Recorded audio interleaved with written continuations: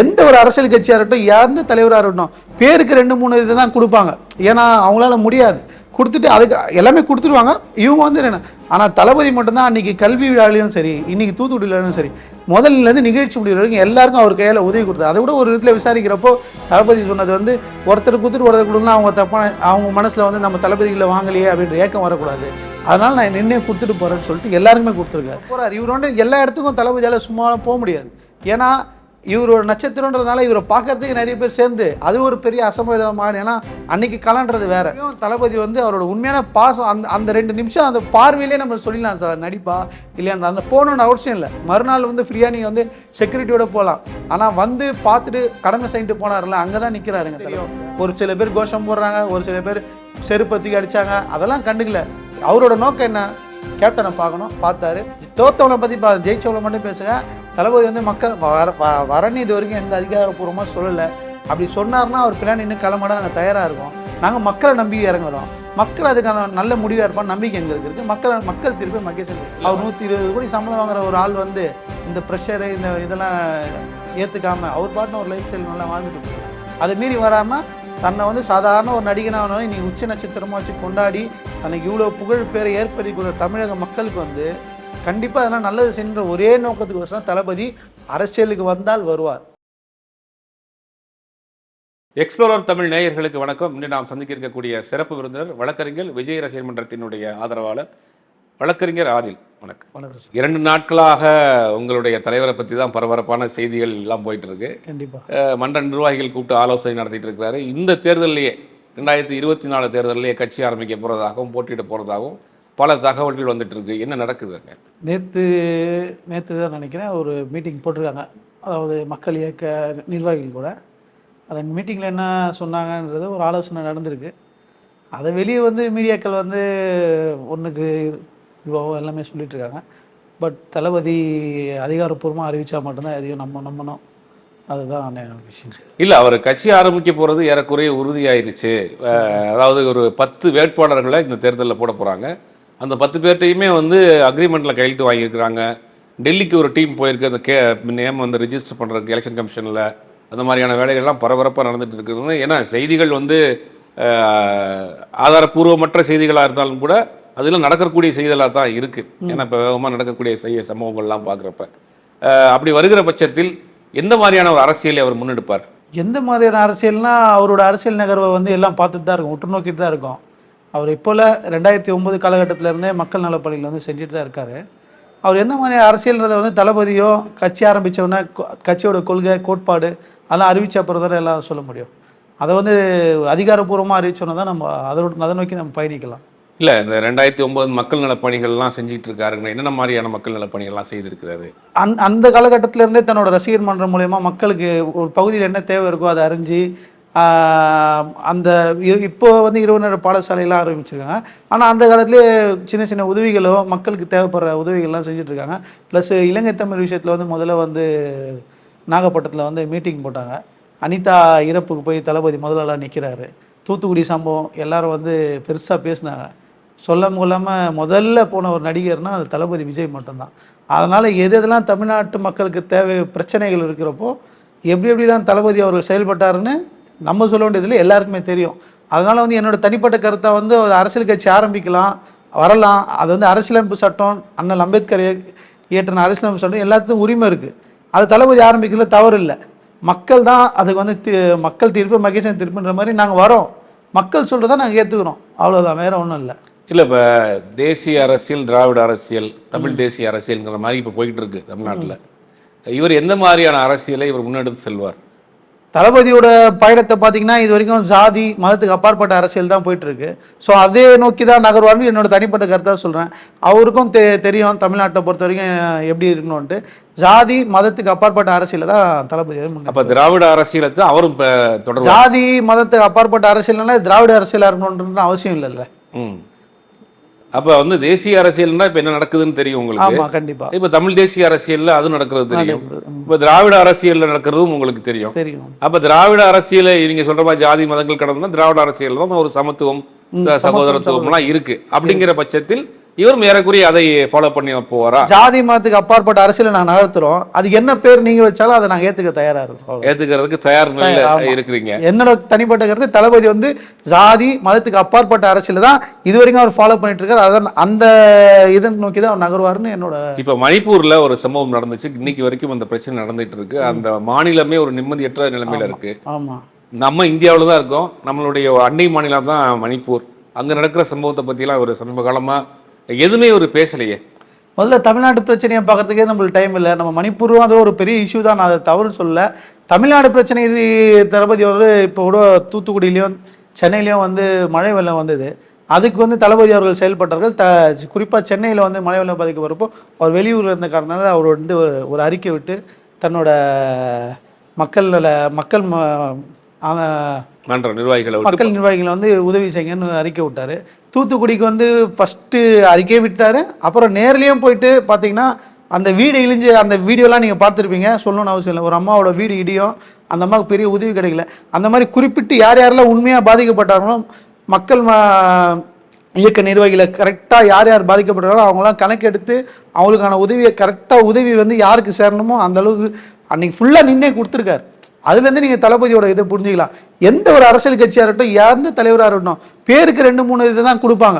ஏன்னா அவங்களால முடியாது, கொடுத்துட்டு அதுக்கு எல்லாமே கொடுத்துருவாங்க இவங்க வந்து என்ன.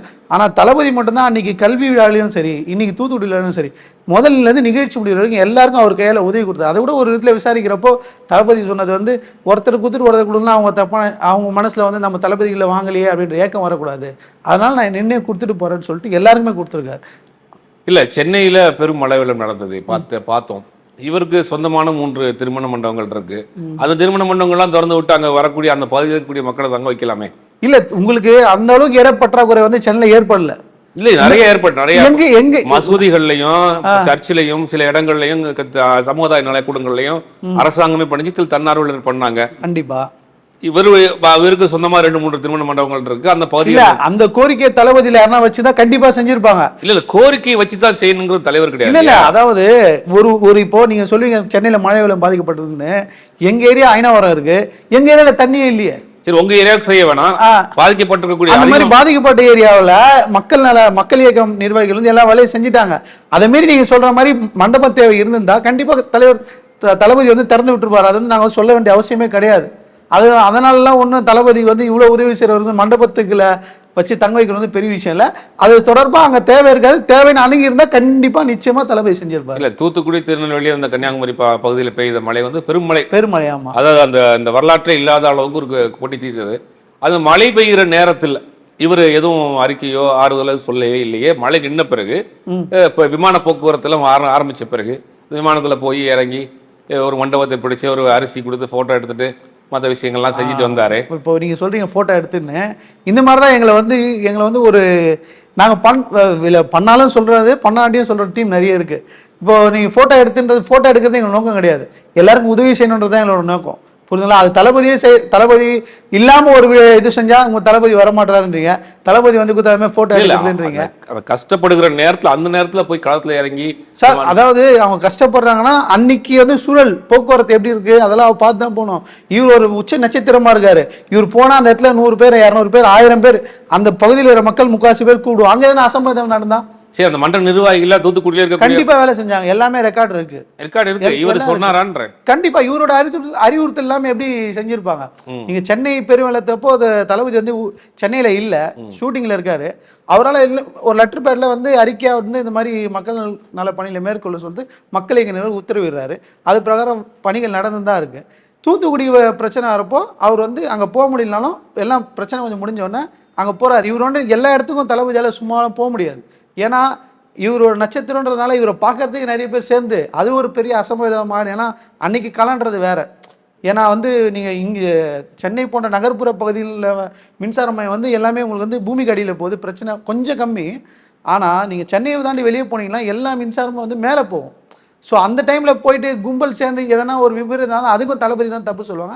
அதனால் தளபதி அவரோட பயணத்தில் கரெக்டாக தான் போயிட்டு. இல்லை, மழை நேரங்களில் மின்சாரத்தை தடை பண்ணி தான் வச்சுருந்தாங்க. இல்லை நீங்கள் அப்படி சொல்லலாம். ஒரு பகுதியில் மின்சாரம் தேவையில்லை அப்படின்னா விபத்து ஏன் ஏற்படுது? மின்சாரம் இப்போ நீங்கள் அந்த பகுதிக்கே போய் வேணால் நம்ம மழை வெள்ளத்துக்கு அப்போது இங்கே அம்பத்தூரில் ஒரு திமுக முன்னாள் கவுன்சிலரோட கணவர் ப்ளஸ் திமுக சட்ட வழக்கறிஞர், அரசு வழக்கறிஞர், அவரும் வந்து மின்சாரம் தாக்கி தான் இறந்தார். அந்த மாதிரி விபத்துன்றது எண்ணிக்கை எப்போனா நடக்கலாம். அதை வந்து நம்ம சொல்ல முடியாது. ப்ளஸ் கூட்ட நெரிசல் ஏற்படலாம். அது கொஞ்சம் தவறான ஒரு இதுவாக போயிடும். அதனால அந்த கூட்டத்தை பார்த்து அவர் போல, கூட்டத்தை பார்த்து போகல, கூட்டத்தால் அசம்பாவிதம் ஏற்பட மக்கள் நலன் கருதி அந்த பகுதிக்கு போல, மக்கள் நலன் கருதி போகல, அசம்பாவிதம் ஏற்படக்கூடாது ஒரே காரணம். சமீபத்தில் அந்த ஒரு உணவு பரிமாறினாங்க. புசி ஆனந்தம் கட்சியினுடைய மன்றத்தினுடைய நிர்வாகி தலைவராக இருக்கக்கூடிய புசி ஆனந்தம் வந்து ஒரு ஒரு உணவுகள் பரிமாறுற காட்சி ஒன்று போச்சு. அது பக்கத்தில் ஒருத்தர் விஜய் அவர்களுடைய போட்டோ எடுத்துட்டு பின்னாடியே வர்ற. தவறாக சொல்றீங்க. புஷி ஆனந்த் அண்ணன் வந்து அந்த நிகழ்வுல இல்லை. சரி, அது வேற ஒரு நிர்வாகி வழங்குறாரு. சரி, அது போட்டோ எடுத்துன்னு போன தவறு தான். அதுக்கு வந்து தலைமையில இருந்து கண்டிச்சிட்டாங்க. அது நம்ம தலைமையில இருந்து கண்டிச்சாங்கன்னா ஒரு நல்லது செய்யறப்ப விளம்பரம் தர்றது வந்து தவறு இல்லை எனக்கு தெரிஞ்சு. அதனால அவர் அந்த சூழல பண்ண தவறு தான். அதை கூப்பிட்டு நிர்வாகம் வந்து கடிச்சிட்டாங்க. அதாவது தளபதி வந்து எல்லாரும் வந்து இப்படி போங்க. இப்போ நீங்க பெரிய பெரிய அரசியல் கட்சி கூட எடுத்துக்கங்க. இன்னைக்கு இருக்கிறவங்க தலைமை சொல்றதே முழுசா அவங்களால இது பண்ண முடியாது. ஒரு சில தவறு நடக்க தான் செய்யும். அந்த மாதிரி நடந்த தவறு தான் அது தவறுன்றது கூட ஒரு சிலர்லாம் எங்களுக்கு ஆதரவாக சொல்லியிருக்காங்க. நல்லது செய்யறான்டா அவன் போட்டோக்காரர் என்ன தப்புன்ட்டு. பட் அந்த விஷயத்துல வந்து நாங்கள் வந்து அதை தலைமையை கூப்பிட்டு சொல்லிட்டாங்க, அந்த மாதிரிலாம் பண்ணக்கூடாது. இனிமேல் சாப்பாடு போகிற போட்டோ அந்த மாதிரி எடுத்துட்டு போகாதீங்க. வேணா வெளியில வேணா பேனரை வச்சு எல்லாம் சொல்லலைங்க. பிரச்சனை நடக்குது, அவங்க போறாங்க, தளபதி சார்பாக வந்துக்கிறோம். இப்போ நீங்க வந்து ஒரு அரசியல் கட்சிக்குன்னா அவங்களுக்கு ஒரு கொடி, அவங்களுக்கு ஒரு இது இருக்கு. அந்த மாதிரி எங்களுக்கு எதுவும் சிம்பிள், ஆமா, அந்த மாதிரி தூக்கிட்ட பின்னாடி போகாதீங்க, தப்பு அது சொல்லிட்டாங்க. அதே மாதிரி அந்த ஒரு குப்பைகள் சேர்ந்திருக்க இடத்துல அவர் புசியானந்த் தான் பண்ணாரு. பார்த்தோம், கையில கிளவுஸ் எல்லாம் போட்டு மாஸ்க் எல்லாம் போட்டு வாரி அங்கேயே போட்டு பெனாயில் எல்லாம் ஊத்துனாரு. அந்த சம்பவங்கள்லாம் பாத்தீங்க. ஒரு இடத்துல அது குப்பையை சுத்தம் பண்ணா அது எல்லாம் சரியாயிருமா? இந்த கேள்வி நீங்கள் நிறைய பேர்கிட்ட கேட்கலாம், எங்கிட்ட மட்டும் கேட்குறீங்க. எல்லாரும் ஒரு சில இடம் தானே பண்ணுறாங்க. அது வந்து ஒரு விழிப்புணர்வு சார். இப்போ அவர் பண்ணிட்டாருன்னா அதை ஃபாலோ பண்ணுறா. இப்போ அண்ணனை புஷியானந்த் அண்ணனே எவ்வளோ பேர் பின்தொடர்றாங்க. இவர் இங்கே பண்ணாருன்னா மொத்த இடத்துல இருக்கிறோன்னா அதை பண்ணுவோம். அதுக்கோசம் அதை பண்ணுறாங்க. ஏன்னா அவங்க வந்து பண்ணணுன்ற அவசியம் கிடையாது. வேற ஒருத்தர் வச்சு கூட பண்ணலாம். நானே பண்ணிட்டேன்டா நீங்கள் எல்லாம் பண்ணுங்கடான்னு சொல்கிறதுக்கான ஒரு உத்தரவு தான் அது. நீங்கள் அந்த வழியில் தான் அதை நோக்கணுமே தவிர ஒரு இடத்துல பண்ணிட்டாரு எங்கேயும் பண்ணலன்னு சொல்கிறது வந்து கொஞ்சம் அது வந்து ஒரு இது. அதே மாதிரி விஜயகாந்த் அவர்களுடைய மரணத்துக்கு போனாரு. அதை தொடர்ந்து இது இரங்கல் கூட்டம் வச்சிருந்தாங்க நடிகர் சங்கத்தின் சார்பாக. அதுக்கு போலையே சார், மனுஷன் இறந்துட்டாரு, அன்னைக்கு போகிறது தான் சார் மெயின். நாங்கள் வந்து புத்தாண்டு கொண்டாடுறதுக்கு வருஷம் இருந்துட்டு வராமல் ஒரு அறிக்கை விட்டு அந்த மாதிரிலாம் நாங்கள் நடக்கல. உண்மையான பாசம் சார் அது. அன்னைக்கு வந்து திரைத்துறையில் வந்து தளபதியோட வளர்ச்சிக்கு வந்து அவர் ஏணிப்படியாக இருந்த ஒரே காரண வருஷம் தான்.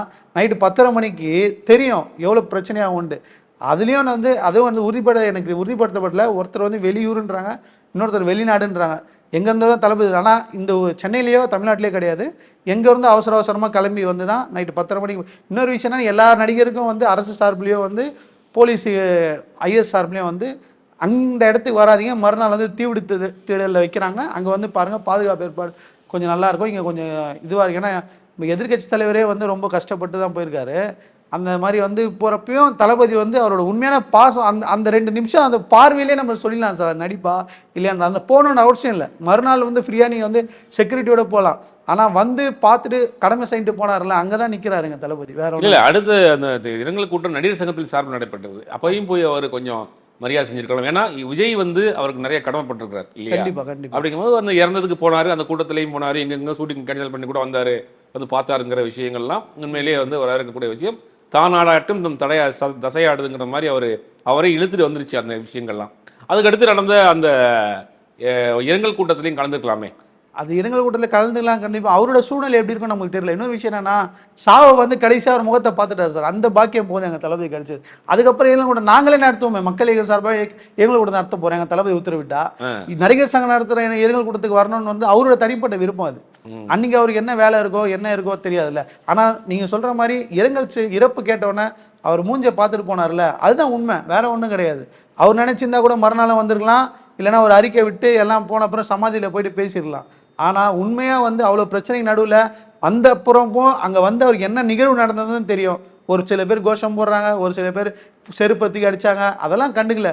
அவரோட நோக்கம் என்ன, கேப்டனை பார்க்கணும், பார்த்தாரு, போயிட்டார். அதுக்குள்ளே நடுவில் வந்து இவர் வந்து நல்லா இருக்கிறப்ப வரல அப்படின்றலாம் ஒரு செய்தி வந்தது.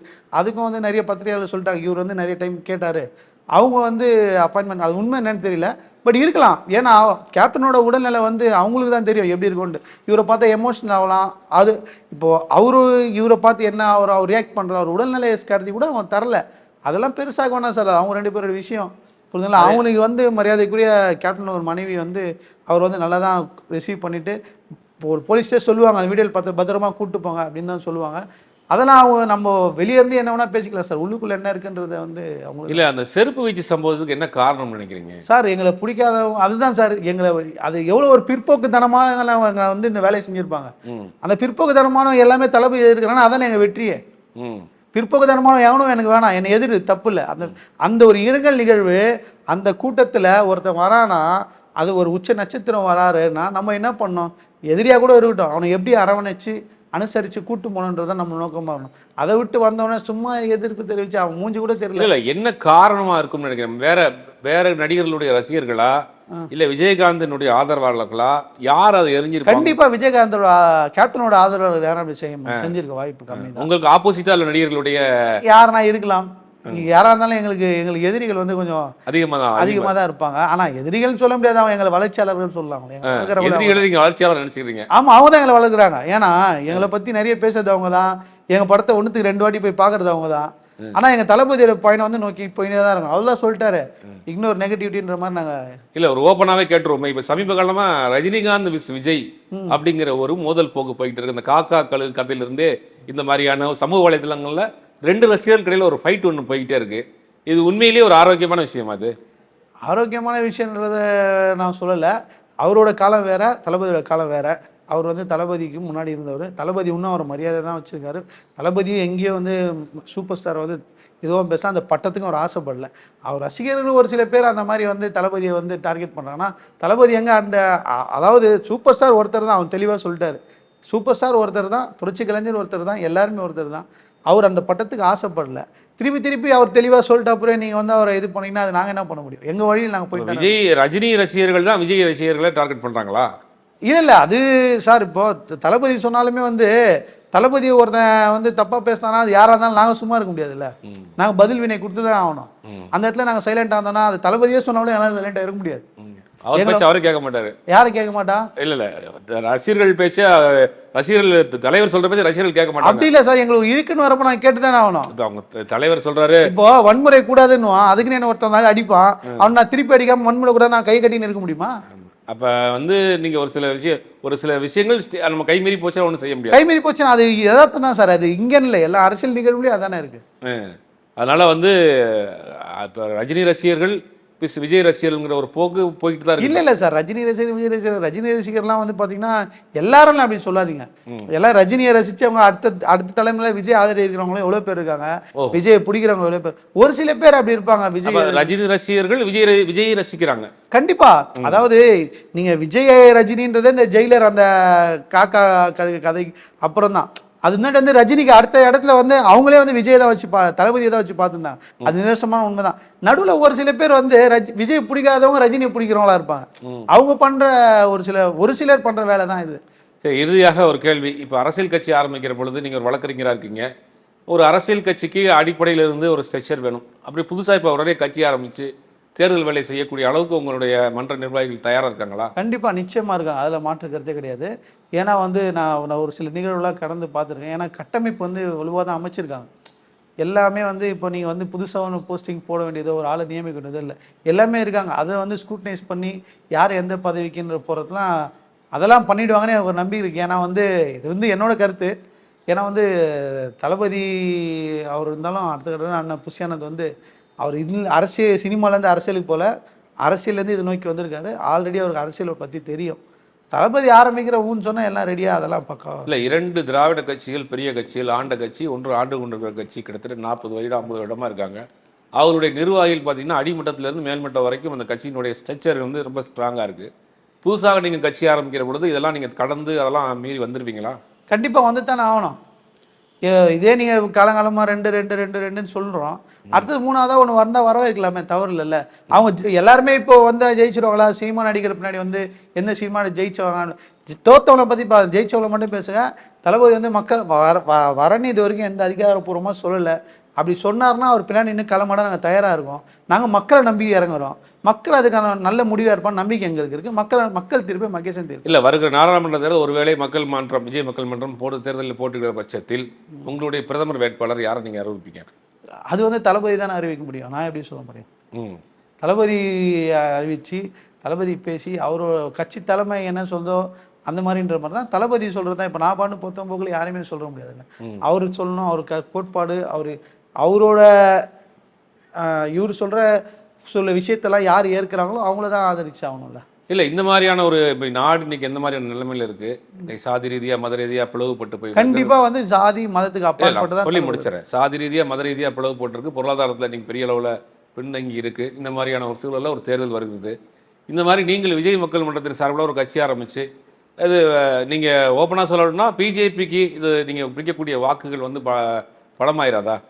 இல்லை, நீங்க அப்போ வந்து நாங்க பிஜேபிக்கு வாக்கு பிரிக்கிறோம், நாங்க ஜெயிச்சோன்னா இல்லை, வெற்றியை ஜெயிக்கிறது நோக்கி நாங்க நகர்றோம்.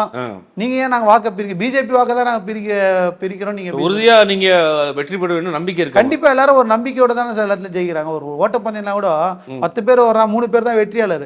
ஆனா அந்த 10 பேர் மன ஓட்டத்திலையும் போட்டி தொடர்ந்து நான் வெற்றி பெறும் எண்ணம் தான் இருக்கும். அந்த மாதிரி வந்து நாங்க வந்து எங்க தளபதி வந்து கண்டிப்பா வந்து நல்ல மக்கள் பணி தமிழ்நாட்டில் செஞ்சிருக்காரு சார். மக்களே வந்து அவர் வந்து எவ்வளவு போட்டுறாங்க உங்களுக்கு தெரியும். அந்த நோக்கி நாங்க போறோம். அது இன்னும் அரசியல் கட்சி அவர் ஆரம்பிக்கிறாருன்னு தளபதி இன்னும் சொல்லலை. எங்களோட ஆசை தளபதி அரசியல் கட்சி ஆரம்பிக்கணும்ன்ட்டு. ஆரம்பித்தோன்னா நாங்கள் அந்த வழியை நாங்கள் வேலையை செஞ்சிட்டோம். நாங்கள் வந்து புதுசாக இன்றைக்கி வந்து எலெக்ஷனில் நிற்கலை. எங்களுக்கு மார்க்கெட் இருக்குது, நாங்கள் எங்கள் படம் நல்லா நாங்கள் வந்து இன்றைக்கி டாப் ஸ்டாரு, அதனால் வந்து நிற்கலை. நாங்கள் 2009 காலகட்டத்திலேருந்து நாங்கள் எல்லா பணியும் செஞ்சிட்ருக்கோம். மக்கள் பார்த்துட்ருக்காங்க. மக்களுக்கு தெரியும் சார். இன்றைக்கி வந்து மக்களை ஏமாற்ற முடியாது சார் எது இல்லையோ. ஒரு காலம்னா அப்படின்னா நீங்கள் சொன்ன மாதிரி ஒரு 20-25 வருஷம் எல்லாம் மீடியா கிடையாது, யார்ட்டையும் போய் சென்றடையாது. இன்றைக்கெல்லாம் உடனுக்குடன் டக்குன்னு எல்லாமே போயிடுது. அதனால் மக்கள்லாம் ஈஸியாலாம் இன்றைக்கி ஏமாற்றிட முடியாது. இல்லை, 100-120 கோடி ரூபாய்க்கு மேலே சம்பளம் வாங்குறார் ஒரு படத்துக்கு அப்படின்னு சொல்கிறாங்க.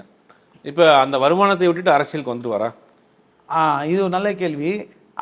இங்கே நீங்கள் யோசிக்கணும், அவரோட நோக்கம் வந்து என்னவா? அரசியல் கட்சிக்கு வரதா இருந்தால் அவரோட நோக்கம் வந்து மக்களுக்கு நல்லதை செய்யணுன்ற ஒரே நோக்கத்தை வச்சு தான் வர வேண்டியதாக இருக்கும். இல்லைன்னா அவர் 100-120 கோடி ரூபா சம்பளத்தை வாங்கினா அவர் பண்ண ஜாலியாக வாழ்ந்துட்டு போயிடலாம். இதை வந்து இந்த பேச்சு வாங்கிட்டு இவ்வளோ நல்லது செஞ்சாலும் ஒரு டீம் நம்மளை குறை சொல்லுது, நம்ம செய்யலைனாலும் ஒரு டீம் நம்ம இகழ தான் போகிறாங்க. அதை மீறி தளபதி பயணிச்சுட்டு தான் இருக்கார் எல்லாரோடையும். அதை நோக்கி தான் நாங்கள் போவோம். அதனால் வந்து இதுலேயே வந்து நீங்கள் கேட்ட கேள்வி ஒரு நல்ல கேள்வி. அவர் 120 கோடி சம்பளம் வாங்குற ஒரு ஆள் வந்து இந்த ப்ரெஷரு இந்த இதெல்லாம் ஏற்றுக்காமல் அவர் பாட்டுன்னு ஒரு லைஃப் ஸ்டைல் நல்லா வாழ்ந்துட்டு போயிடலாம். அதை மீறி வராருன்னா தன்னை வந்து சாதாரண ஒரு நடிகனாக நீ உச்ச நட்சத்திரமாக வச்சு கொண்டாடி தனக்கு இவ்வளோ புகழ் பேரை ஏற்படுத்தி கொடுத்த தமிழக மக்களுக்கு வந்து கண்டிப்பாக அதனால் நல்லது செய்கின்ற ஒரே நோக்கத்துக்கு வச்சு தான் தளபதி அரசியலுக்கு வந்தால் வருவார். இறுதியாக ஒரு கேள்வி, அதாவது பிஜேபிக்கு ஆதரவாக பிஜேபியினுடைய அஜெண்டாவை நிறைவேற்றக்கூடிய வகையில் இந்த தேர்தலில் விஜய் மக்கள் இயக்கம் ஒரு கட்சியாக போட்டியிட போது, அதாவது திமுக ஆதரவான வாக்குகளை அந்த இளைஞர்களை புதிய வாக்காளர்களை சிதறடிக்கக்கூடிய வேலையை விஜயை வைத்து பிஜேபி இயக்குகிறது செய்யறது பரவலாக ஒரு செய்தி போயிட்டு இருக்கு, நீங்களே பார்த்துருப்பீங்க. இதுக்கு உங்களுடைய பதில் என்ன வரும்? அது காலங்காலமாக சொல்லுதான் சார். 2013 காலகட்டத்தில் வந்து காங்கிரஸில் விஜய் போகிறாரு. அப்போ வந்து சென்ட்ரலில் வந்து காங்கிரஸ் ஆளுங்கட்சியாக இருந்தது. அவங்களோட போகிறாரு, அவங்கள வச்சு இங்கே மூவ் பண்ணுறாங்க அப்படின்னு சொன்னாங்க. அதாவது எல்லாருக்கும் எங்களோட இது தெரியுது, தளபதி வந்து எவ்வளோ ஒரு சக்தியாக இருக்கார். அதனால் அவங்கவுங்க அவங்க பொத்தம் போக்கில் சொல்லிட்டு போகிறதுலாம். என்றைக்கு இப்போ கூட பார்த்தீங்கன்னா நான் இது முன்னாடி நம்ம இதில் கூட அந்த ஆடியோ ரிலீஸ் ஃபங்க்ஷனுக்கு திமுக தான் காரணம்னாங்க. அதெல்லாம் ஒன்றும் இல்லை சார். அதுக்கப்புறம் வெற்றி விழா நடந்து அந்த வெற்றி விழாலாம் இன்னும் பிரம்மாண்டமாக நடந்தது. அதனால் வந்து இது வந்து ஒரு புரளின்ற மாதிரி கூட வச்சுக்கலாம். அவர் அரசியலில் எல்லாருமே போட்டி போட தான் செய்வாங்க. அது வந்து நம்ம இவங்க ஓட்டை பிரிக்கணும் அவங்க ஓட்டை பிரிக்கணுன்ற எண்ணம் கிடையாது. நம்ம ஜெயிக்கணுன்ற எண்ணத்தில் தான் எல்லாம் போட்டிடுறாங்க. முதல்ல வந்து நின்னா எல்லாம் தனியாக தான் நிற்பாங்க. அது வந்து நான் இவங்க ஓட்டை பிரிக்கிறேன்னா அவங்க ஓட்டை பிரிக்கிறதோஸ் நிற்கிற வைக்கிறான்னு நம்மளால சொல்லிக்கிறது தான். தன்னோட பலன் நான் நிரூபிக்க தான் முதல்ல நிற்கிறாங்க, அவ்வளோதான். ஏன்னா புரட்சி தலைவர் எம்ஜிஆர் அவர்களே வந்து சுயேட்சைன்னு தான் ஜெயிச்சார். அப்போ வந்து நம்ம சொல்லணும்னா நம்ம அவங்க ஓட்டை பிரிக்கிற இவங்க ஓட்டை பிரிக்கணும்னு சொல்ல வேண்டிய அவசியம் இல்லைல்ல. உங்களுடைய பொன்னான நேரத்தை ஒதுக்கி நிறைய விஷயங்கள் எங்களோட பகிர்ந்து மிக்க நன்றி. நன்றி சார்.